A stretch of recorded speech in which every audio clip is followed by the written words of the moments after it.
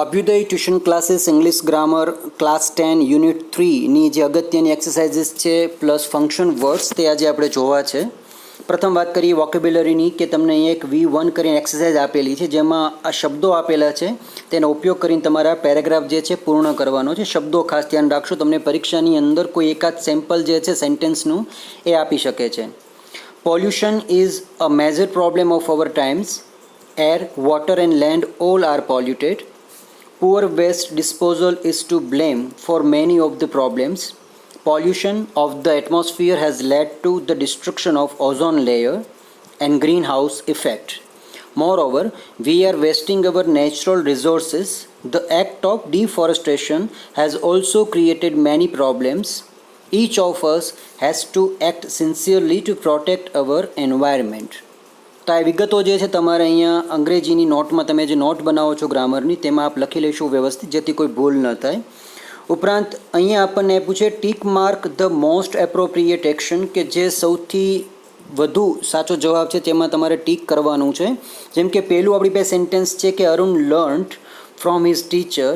તો અરુણ તેમના શિક્ષક પાસેથી શું શીખ્યા હતા? તો પાઠના આધારે તમે કહી શકો છો કે નેવર ટુ સ્ટોપ લર્નિંગ. તો તમે આ આન્સર જે છે એ સાચો ત્યાં આપી શકો છો, never to learn, never to stop learning. Second આપણને પૂછ્યું હતું what is the basis of life means કે ભાઈ જીવનનું આધાર અથવા તો દ્રઢ જે છે મૂળ ભાગ એ પાણી છે કે કેમ, શું છે, તેનો અર્થ તમે શું કરી શકો? તો તેનો અર્થ તમે એવો કરી શકો કે all living beings need water to grow and live. દરેક સજીવ જે જીવતા છે પૃથ્વી ઉપર તે દરેક લોકોને જીવવા અને પોતાનો વૃદ્ધિ વિકાસ કરવા માટે પાણી અગત્યનું છે. ત્રીજું છે the green cover around Arun school inspired him. અરુણની શાળાની આજુબાજુમાં રહેલું જે લીલોતરી વાતાવરણ હતું તેને તે પ્રોત્સાહિત કરે છે શેના હાટું? To plant more and more plants, to think and understand about the importance of life from like birds and animals, to save birds and animals, કે to launch a movement to protect the greenery. તો એનો સાચો જવાબ તમે આપી શકશો બીની અંદર, ટુ થિંક એન્ડ અન્ડરસ્ટેન્ડ. ચોથું છે my school and colleges had plenty of green cover. It means કે મારી શાળા અને કોલેજમાં ઘણી બધી લીલોતરી હતી, લીલું છવાયું વાતાવરણ હતું. તેનો અર્થ શું તમે કરશો? તો his school and college had been covered with green net. There were lots of big trees, plants and greenery around his school and colleges. His school and college's garden had a green lawn. or પછી his school and college had understood its importance of green cover. તો સાચો જવાબ તમારો જે છે અહીંયા બીમાં આવી જાય છે કે there were lots of big trees, plants and greenery around his school and colleges. તમને આ ક્વેશ્ચન આન્સર જે છે એ પ્રશ્ન રૂપે ફકરામાંથી પૂછી શકે છે. સૌથી મહત્ત્વનું આપણે અહીંયા આવે છે લેંગ્વેજ પ્રેક્ટિસમાં ફંક્શન છે ડિસ્ક્રાઇબિંગ એક્શન. તો ફ્રિકવન્સી એન્ડ મેનર. ફ્રિકવન્સી અને મેનરનો અર્થ થાય છે કે જે વારંવાર થતું હોય અને રીતભાત સૂચવતા શબ્દો છે. ખાસ ત્યાં ફકરામાં ધ્યાન આપશો. અને આ શબ્દો જે છે usually, sometimes, always, never, occasionally, આ બધા શબ્દોના આધારે આપણને પરીક્ષામાં 3 થી 6 માર્ક માટેના ફંક્શન્સ પૂછી શકે છે. આ ફકરામાં ધ્યાન આપશો ખાસ. હું તમને જણાવી દઈશ કે ક્યાં આ ફંક્શન યુઝ થયું છે એટલે તરત તમને ખ્યાલ આવી જશે. Sania Nehwal is the first Indian to win a medal 2012 in badminton at the Olympics. She always, અહીંયા આવી ગયું છે function. States her winning mantra as hard work. She never, આ બીજી વાર આવ્યું છે function frequency and manners. Things about defeat when she is in the game and always, ફરી વખત, tries to win the encounter. However, she never, અહીંયા ફરી વખત frequency manner, keeps a count of titles she wins. She has a pretty busy schedule and she always, ફરી વખત અહીંયા એવું છે frequency manner, sticks to that. She rarely, અહીંયા પણ ફ્રીક્વન્સી મેનર છે, skips her practice sessions. She believes that to attain goal one must follow an unwavering and fixed routine every day. અહીંયા પણ તમારી પાસે ફ્રીક્વન્સી મેનર. She usually, ફરી વખત, follows 3 sessions in a day including warm-up, exercise and game practice on court. Although she has many hobbies, she often, અહીંયા પણ frequency manner, she doesn't have time to fulfill her other interests. She likes reading short stories and sometimes, ફરી વખત frequency manner, spends time on watching movies. એના આધારે તમને અહીંયા 3 ને 3 6 questions આપ્યા છે, જેમાં તમે આના ફંક્શન્સ જે છે તેનો ઉપયોગ કરીને અથવા તેમના જવાબો જેમાં આવે છે એ અહીંયા જવાબ શોધી શકો છો. પરીક્ષામાં આપણને આ ફકરામાંથી કોઈ પણ 2 પ્રશ્નો અથવા તો કોઈ પણ 3 પ્રશ્નો આપણને પૂછી શકે છે. આ ઉપરાંત ફંક્શન આધારિત ખાલી જગ્યા અથવા તો વાક્યો જે છે આમાં ઘણા બધા આવી જાય છે. અગાઉ તમે યુનિટ 1 અને 2 ની અંદર પણ જે ફંક્શન શીખ્યા છો કે જાણ્યા છે એ પણ આમાં ઇન્ક્લુડિંગ તમારે કરી નાખવા છે, જેમ કે ટાઈમ એન્ડ પ્લેસ છે, લોકેશન્સ છે, તમે તેમાં આપવું હોય તો આપી શકો છો. એ સિવાય આપણી પાસે બીજા છે, look at some other facts. All the crows are black, we rarely. આ પણ એક ફ્રીક્વન્સી મેનર માટે એક શબ્દ છે. Find a white crow. Finish always kept their eyes open even when they sleep. They never shut their eyes. Fish always keep their eyes open. અહીંયા પણ એક આપણી પાસે ફંક્શન એન્ડ ફ્રીક્વન્સી છે. It seldom rains in the desert area of Rajasthan. અહીંયા સેલ્ડમનો આપણે અર્થ કરશું ભાગ્યે જ, ક્યારેક, કદાચિત.